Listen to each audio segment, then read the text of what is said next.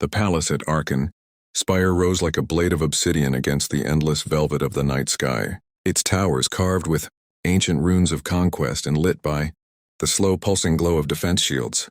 Inside its echoing halls, Princess Ilara moved like a ghost, her footsteps softened by the woven, starlight carpets, yet heavy with the weight of expectation.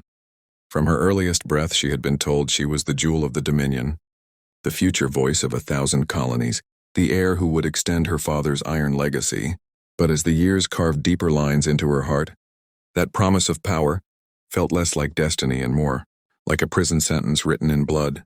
Tonight, the banquet hall behind her roared with laughter, the clinking of crystal goblets, and the hollow speeches of men too loyal or too terrified to speak truth.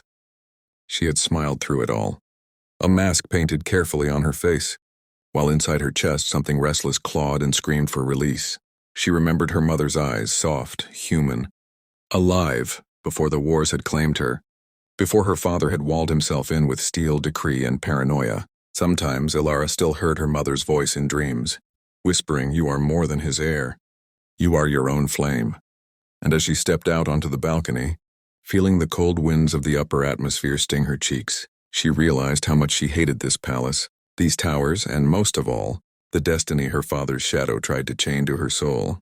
Out beyond the clouds, freighters streaked into orbit, carrying resources ripped from conquered worlds. Every light in the sky was a reminder of the suffering her family's empire demanded. And tonight, though she could not yet name it, Ilara knew something would shatter. Whether it was her father's reign or her own fragile obedience, she could no longer pretend to be the dutiful daughter carved from stone. Somewhere in the city below, whispers of rebellion coiled like smoke. Somewhere out there, someone else had already chosen fire over silence. The door behind her creaked, and Ilara did not need to turn to know who had followed her onto the balcony. She could smell the faint ozone tang of plasma grease, hear the casual scrape of boots too worn for palace marble. Cutter Varen, the man her father called a criminal, a smuggler, a disgrace, stood, leaning against the doorway with a grin carved out of arrogance and mischief. He was no courtier, no sycophant dressed in polished armor. He carried the air of rusted starships, of border skirmishes, of survival bought with dirty hands. "You looked like you wanted to breathe," he said, his voice rough, sharp, a knife against the silk of her suffocating world. Ilara turned slowly, her mask of composure cracking just enough for a flicker of genuine surprise. She should have ordered the guards to seize him. Her father had exiled Cutter from Arkan, Spire months ago after his last act of defiance in the council chambers. Yet here he was, slipping through shadows as if walls and soldiers were nothing but illusions. "If my father sees you," she whispered, though her heart thudded with something dangerously close to relief, "he'll kill you this time." Cutter shrugged, the smile never reaching his eyes. "Then I suppose I'd better not let him see me." He walked closer, ignoring the sting of protocol of her royal blood. For a heartbeat, Ilara caught the reflection of the city lights in his eyes, fire and sorrow, bound together in a single restless soul.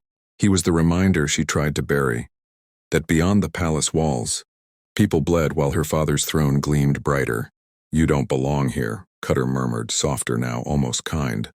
"Not in his cage, not in his empire." Ilara's breath caught. No one dared say such things to her, not even in whispers. And though she had practiced every line of loyalty drilled into her since childhood, tonight her tongue refused to obey. She wanted to tell him he was wrong, that she was her father's heir, that she was born to rule, but the words curdled on her lips, because deep down she knew he was right, and that truth terrified her more than her father's wrath ever could. Inside the great hall, the banquet carried on without her. Music from a 100-string orchestra swelled beneath jeweled ceilings, and courtiers feasted on delicacies plundered from half the galaxy. But Ilara lingered on the balcony with Cutter, her pulse a wild drum against her ribs. "Why are you here?" she asked finally, her words sharper than intended, but fear and curiosity tangled inside her throat. Cutter tilted his head, and for once the smirk faded.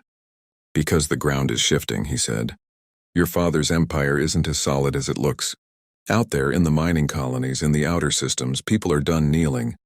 They're rising, quietly for now, but not for long. And when the fire starts, it'll burn everything in its path." Ilara's chest tightened, memories surfacing of whispered reports she'd overheard in council chambers. Strikes in the ore fields, ships vanishing near the rebellion sectors, entire patrols swallowed by silence. Her father always dismissed them as pests to be exterminated, but she'd seen the worry flicker in his eyes when he thought no one noticed. And you came here to, what, recruit me? She asked, bitterness lacing her tone. Cutter shook his head slowly. No, princess. I came to warn you. When the walls come down, you'll be the first casualty if you stay at his side. His words struck her like a blade. For a moment she saw herself not as heir, not as ruler, but as a pawn, an ornament. A symbol crushed when her father's enemies decided to topple his throne. She should have sent Cutter away, called the guards, silenced his treasonous tongue. But instead she found herself whispering, "And what if I don't want to stay at his side?" The admission stunned her as much as it did Cutter. He searched her face as if trying to decide whether she was serious, or merely a lonely daughter weaving fantasies in the dark.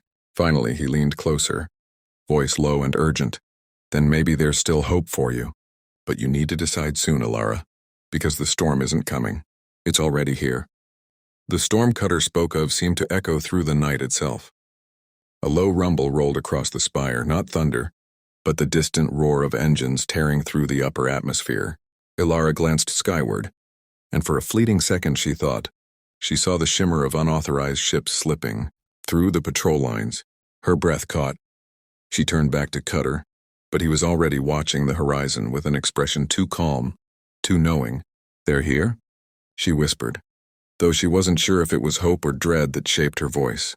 Cutter's smile was humorless. Not yet, but soon.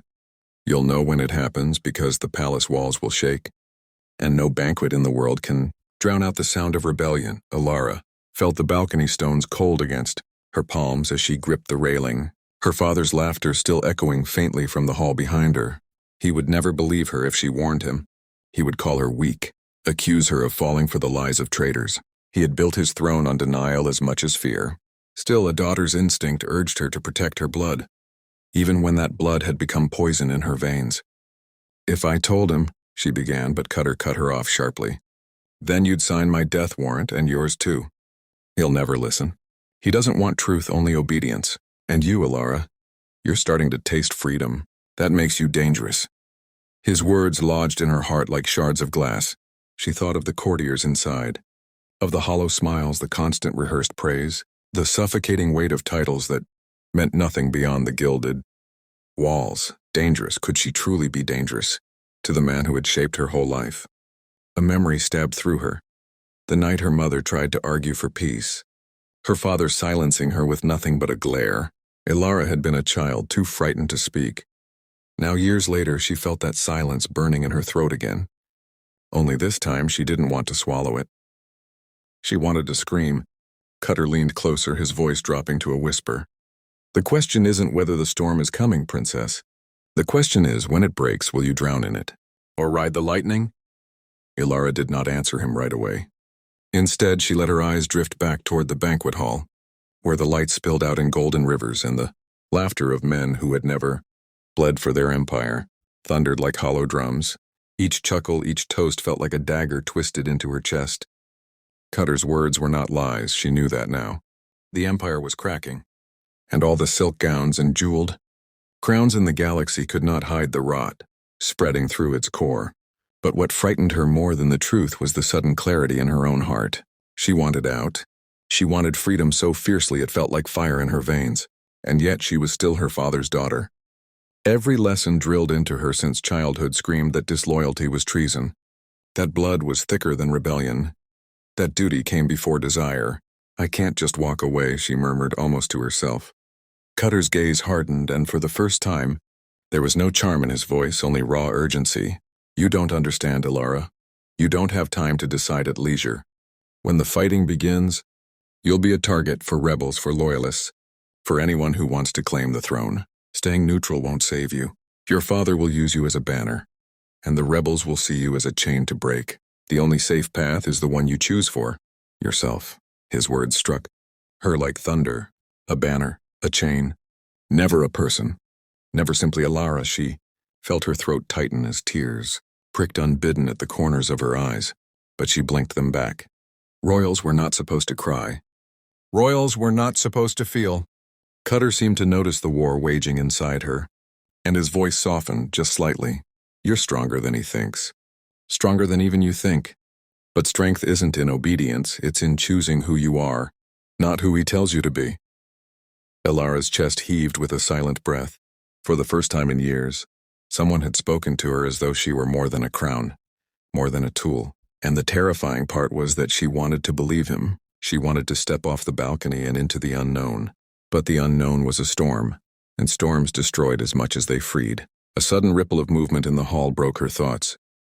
Through the balcony doors, Elara saw a servant rush to her father's side, whispering something that made the Emperor's smile falter for the briefest instant.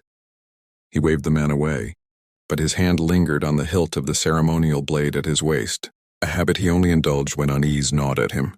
Elara felt a chill run down her spine. Perhaps Cutter was right, the storm wasn't waiting. It was already circling the palace like a predator.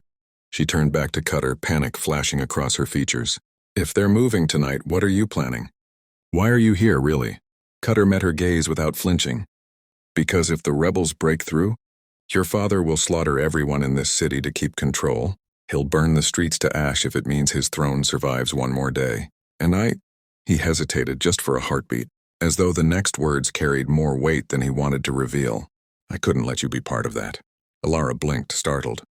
She had expected manipulation, bravado, even cruelty, never concern. For her, for a princess who was supposed to be the enemy of everything he stood for. Her chest tightened in confusion, an ache both foreign and dangerous. You came to save me? She whispered, not quite believing it. Cutter smirked again, though softer this time, almost self-mocking. Don't flatter yourself. Let's just say, I've seen too many innocents swallowed by his wars. I'm not adding you to the list. His eyes flicked to the skies, where the faintest glimmer of explosions shimmered against the black. We don't have long. Decide, Elara. Do you stand with him or do you walk into the fire with me? Her throat went dry. Images flooded her mind. Her father's iron grip, her mother's silenced voice, the endless rows of conquered worlds bowed under banners of black and gold, and Cutter, standing before her reckless and free, a man who chose his own path even if it meant destruction. For the first time in her life, she realized she had a choice. And the terrifying part wasn't the danger, it was how much she wanted to take it. The palace bells tolled suddenly, deep and thunderous, rolling across the spire like a warning drumbeat. Inside the hall, the music screeched to a halt. Goblets clattered to the floor, and voices rose in a frenzy of confusion. Elara felt the vibration of panic ripple through the walls. Something was happening. Cutter's hand closed around her wrist before she could move. His grip was firm, not cruel, but steady like an anchor against the chaos. They've breached the outer defenses, he said. His voice low, urgent, certain. The rebels are inside the city. Elara's pulse thundered in her ears. She could almost see the streets below, civilians scattering like frightened birds, the glow of fire licking the horizon, and her father would already be preparing to drown the uprising in blood. I can't just leave him, she whispered, though the words tasted hollow even as they left her lips. Cutter's eyes searched hers, burning with intensity. If you stay, you'll be chained to his war forever. You'll be his symbol, his excuse to slaughter thousands. Is that the legacy you want? To be remembered as the heir who watched her empire burn from a gilded cage? Elara's breath caught. The weight of his words pressed against every fracture in her soul. She thought of the children in the colonies whose faces she had only seen in secret reports. Their eyes hollow, their futures stolen. She thought of her mother, silenced into shadow, and of herself, paraded like a prize at feasts. Spoken of as destiny, never as a person. She did not want that. Not anymore. A crash echoed from inside, the sound of guards shouting, of steel drawn, of chaos igniting like dry tinder. Cutter tugged at her wrist, pulling her away from the balcony doors. We have to move now. For one fragile second, Elara hesitated. If she stepped forward, there would be no turning back. She would not be her father's heir. She would not be his obedient daughter. She would be something else, something unknown, unshaped, dangerous. The bells tolled again, louder, and this time she did not resist when Cutter pulled her into the shadows. The palace corridors were no longer serene marble pathways lined with banners of gold. They had become arteries of panic. Servants darted past in frantic waves, some clutching children, others dragging crates of supplies. their fear echoing off the vaulted ceilings. Guards thundered through the halls in polished armor, but even they carried the scent of desperation. Their formation, breaking as the distant boom of artillery shook the floors beneath their boots. Ilara followed Cutter through a labyrinth of stairwells and side passages she had never noticed before, her gown snagging against the rough stone edges. "Where are we going?" she demanded breathlessly, her voice nearly drowned by the roar of commotion. Cutter glanced back, eyes sharp, his steps never faltering. "The underways," he said, "old tunnels that run beneath the palace. They were built centuries ago, before your father walled the city in fear of his own people. Few even remember they exist." Ilara's chest heaved as they descended deeper, the air cooling, the scent of dust and forgotten time filling her lungs. Each step down felt like a descent not only into the earth but into a destiny she could neither predict nor control. Yet the further they went, the stronger something burned inside her, a strange mix of fear and exhilaration. For once she was not being led to a throne, or a banquet, or an endless cycle of ceremonial duty. For once she was being led toward freedom. Above them the world raged, shouts of war, the crackle of flames, the cries of the desperate, but here, in the silence of the tunnels, her heartbeat became the only drum she could hear. Cutter slowed, pressing his hand against a heavy iron door half buried in stone. He pushed, and it groaned open, revealing darkness so thick it seemed alive. Ilara hesitated at the threshold. Darkness meant the unknown. Darkness meant stepping into a life where no crown shielded her, no palace walls protected her. But then she thought of the fire in her father's eyes, of the tyranny that had hollowed out her world, and she stepped forward into the shadows. Cutter followed, sealing the door behind them. And as the last sliver of palace light vanished, Ilara realized she had just crossed a line that could never be uncrossed. The tunnels smelled of damp earth and rusted iron, their walls etched with carvings so old even time itself seemed to have forgotten them. Torchlight flickered against the stone, casting long, shivering shadows that danced like restless ghosts. Ilara's steps echoed softly, each sound reminding her she was far from the marble splendor of her father's palace. She pressed a hand against the cold wall as if to steady herself, though inside she felt more steady than she ever had above ground. Cutter moved ahead with certainty, as though he had walked these tunnels 100 times before. His presence anchored her, but also unnerved her. Who was this man who appeared from the rebellion's smoke to drag her away from everything she had ever known? "How do you know of these tunnels?" she asked, her voice hushed but demanding. Cutter slowed just enough to glance back, his expression unreadable in the shifting light. "Because my family built them," he said. "Long before your father crowned himself emperor." The words cut through her like a blade. This was no ordinary rebel. This was someone whose bloodlines ran deep into the roots of the empire, someone with as much claim to the city's foundation as she had. Ilara's heart pounded, questions pressing at her lips. But before she could speak, a distant rumble shook the ground beneath them. Dust rained from the ceiling. Cutter shoved her against the wall, shielding her with his body as the tunnel groaned in protest. For a terrifying moment, Ilara thought the earth would bury them alive. But the rumbling faded, leaving only silence and the sound of their breaths mingling in the dark. "They're shelling the palace," Cutter muttered, his jaw tight. "We don't have much time." Ilara forced herself to breathe. Though the air was thick and heavy, somewhere far above her father was likely barking orders, condemning thousands in the name of loyalty. She wondered if he had noticed her absence yet, if he would see her flight as betrayal, or worse, weakness. The thought twisted her stomach, but she pushed it aside. "Then we keep moving," she said firmly, surprising herself with the steel in her voice. Cutter studied her for a heartbeat, then nodded, and together they pressed deeper into the veins of the earth, into a destiny neither could yet name. The tunnel sloped downward, narrowing into a passage where even their breaths seemed too loud. The air grew colder, sharp against Ilara's skin, and the faint drip of water echoed like a clock counting down to something inevitable.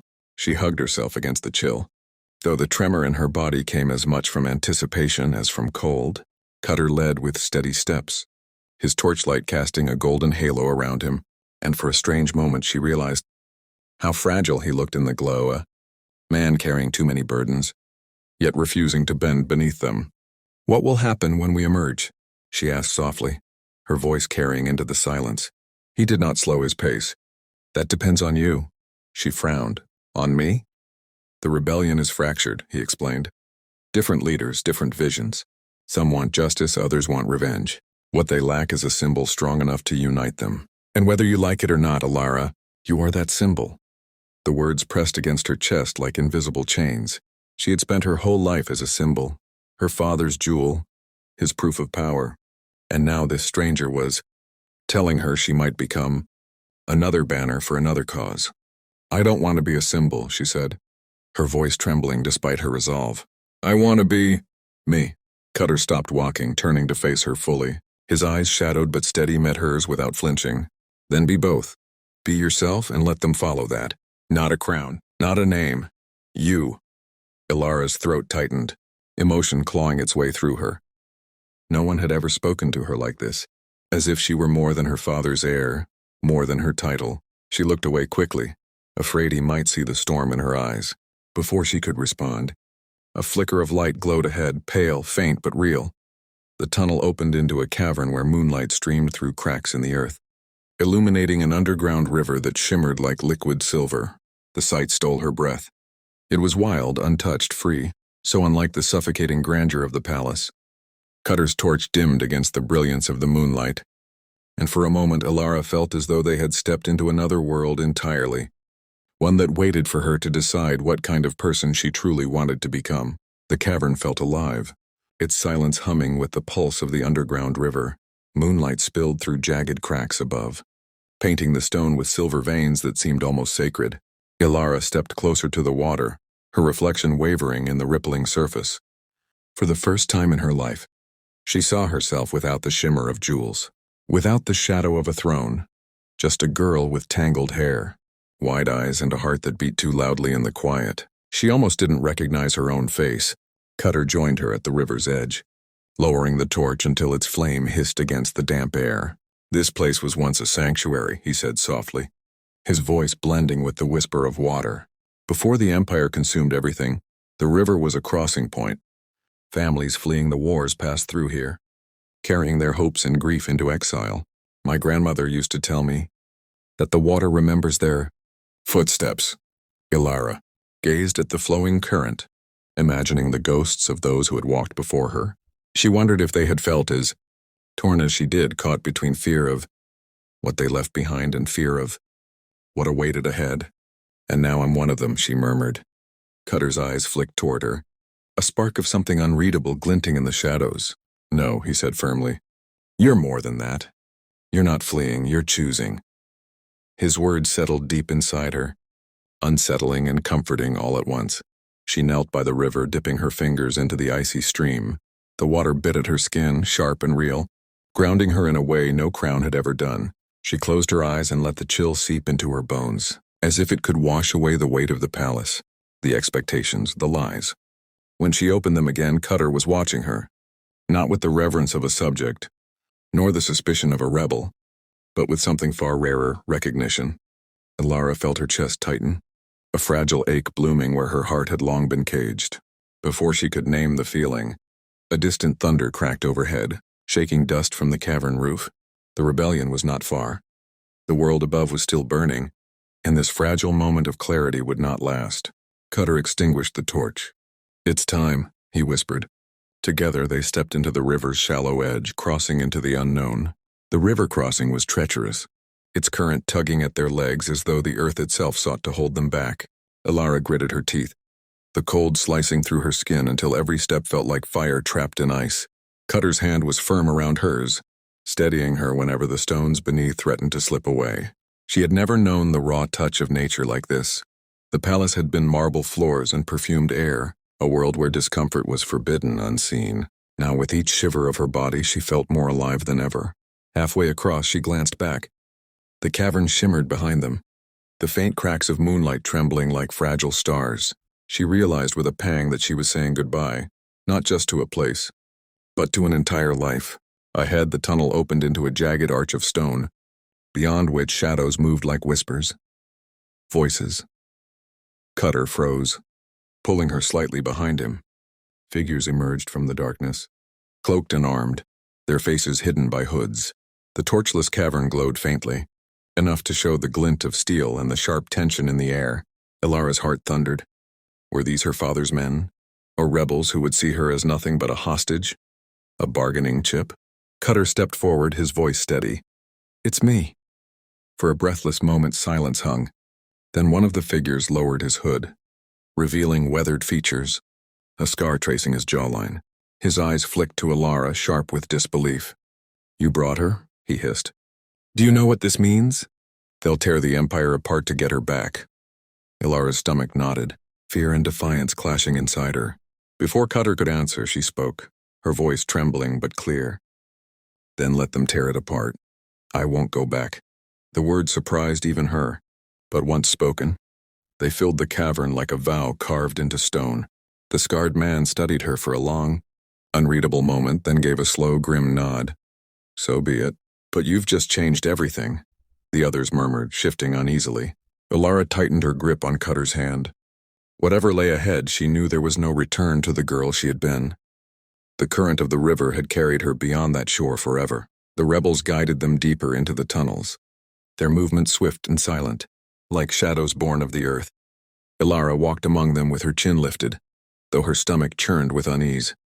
Every glance that flicked her way carried a weight she could feel pressing against her. Skin, resentment, suspicion, and something else. Expectation. Cutter stayed close at her side, but even his presence could not shield her from the judgment in their eyes. Finally, they entered a wide chamber where lanterns burned low, illuminating maps spread across stone tables, crates of weapons stacked in the corners, and men and women hunched in grim discussion. The moment Ilara stepped inside, the room fell silent.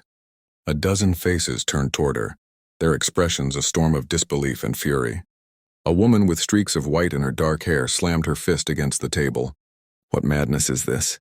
You bring the Emperor's daughter into our heart?" Her voice cracked like a whip, sharp enough to cut the air. Ilara's throat tightened, but she forced herself to meet the woman's blazing eyes. Before Cutter could defend her, Ilara spoke. "I didn't come here as his daughter," she said, her voice steady though her pulse raced. "I came here because I refuse to be his pawn any longer." The chamber erupted in voices, some scoffing, others cursing, a few murmuring in wary intrigue. Cutter raised his hand, his voice slicing through the noise. "She is not our enemy. She's proof that even within the palace, even within the bloodline, there is someone who sees the rot for what it is." The white-streaked woman spat on the ground. "Or she's here to divide us, to buy time for her father's armies to crush us." Ilara felt her chest tighten, the sting of truth in the accusation. She was dangerous to them, whether she meant to be or not. Taking a breath, she stepped forward, letting the fire in her chest speak before fear could silence her. "If you believe I'm here to betray you, then kill me now," she said, her voice ringing through the chamber. The words silenced even the murmurs. "But if you let me live, know this, I won't go back. Not to him, not to the cage he built for me. I will stand with those who seek to break it." For a long moment, the chamber held its breath. Then the white-haired woman's eyes narrowed, her fury sharpening into something colder, more dangerous. "Very well, princess," she said. "But if you falter, it will be my blade that finds your throat." The hours that followed pressed on Ilara like iron chains. The rebels argued heatedly in the chamber, their words a storm she could barely follow. Strategies of war, whispers of betrayal, pleas for unity. Yet no matter how fierce the debate grew, she could feel their eyes circling back to her, measuring her like a blade they weren't sure was sharp enough to wield. Cutter remained at her side, silent but vigilant, though even he could not shield her from the weight of suspicion. Finally, the white-haired woman, who the others called Marin, rose from the table. "If she is to stay among us," Marin declared, her voice cold as stone, "then she must prove she is more than her father's blood. Talk is wind. Deeds decide." A murmur of agreement rippled through the rebels. Ilara's pulse hammered. Prove herself? How could she, when she had spent her life wrapped in silks and ceremonies, never once touching the raw edge of survival? Still, something deep within her, something buried under years of obedience, surged to the surface. "What do you ask of me?" she said, her voice steady though her stomach twisted. Marin's eyes narrowed, studying her as if searching for weakness. Then she pointed toward the map. The Empire's supply convoys pass through the eastern valley. Tomorrow night we strike one. If you truly stand against him, you will ride with us. You will fight, The chamber erupted again, some protesting, others nodding grimly. Cutter stepped forward, his voice hard. She's not ready. Marin's gaze cut to him, sharp as a knife. Then she will learn or die. Either way, we will know the truth of her. Elara swallowed hard, her throat dry, her heart clawing against her ribs. Fear coiled in her, but alongside it came something else. Resolve, raw and unpolished. She thought of the children in the colonies, of her mother's silenced voice, of the fire in her father's eyes when he condemned thousands. If this was the path she had chosen, then she could not turn back now. I'll do it, she said, surprising even herself with the conviction in her voice. Silence fell once more, heavier than stone. Marin gave a curt nod. Then tomorrow, princess, we will see if you are truly your father's daughter, or something else entirely. Night draped itself over the valley like a shroud, broken only by the pale glow of twin moons and the faint flicker of torches far below where the convoy crawled across the earth. Elara sat astride a horse whose breath steamed in the cold, her fingers clenched tight on the reins. Armor, too heavy for her slight frame, weighed on her shoulders, yet she held her back straight, refusing to show weakness. Around her, rebels moved like shadows, faces painted with soot, eyes burning with grim purpose. Cutter rode beside her, his expression unreadable in the moonlight, though she sensed the unspoken warning in his silence. This was no palace game. This was blood and steel. And tonight she would either prove herself or die. As they descended the ridge, Elara's heartbeat thundered louder than the hoofbeats. She remembered Marin's words, deeds decide. The convoy rolled into view, massive wagons laden with supplies, guarded by armored soldiers whose banners bore her father's crest. The sight twisted something inside her. Once that symbol had meant safety, heritage, pride. Now it was a mark of oppression, a brand of chains. Marin raised her hand, and the rebels surged forward with a cry that split the night. Chaos exploded. Arrows hissed through the dark. Steel clashed. Horses screamed. Elara's vision blurred with motion, fear clawing at her throat, but she forced herself onward, gripping her blade until her knuckles ached. A soldier loomed before her, eyes widening in shock as he recognized the face beneath her hood. For a breath, hesitation froze him, and in that heartbeat Elara struck. The sword jarred her arm, the sound of impact ringing through her bones, but the man crumpled, and she realized with a shudder that her life had changed forever. There was no undoing this moment, no return to innocence. The battle roared around her, wild and merciless. Yet through the smoke and fire she felt something ignite within her chest. Not just fear, but a fierce, terrifying clarity. She was not her father's daughter anymore. She was something else. Someone else. The rebels' cries rose around her as the convoy began to falter. And in that cacophony of war, Elara felt the threads of her destiny knotting into a shape she could not yet see.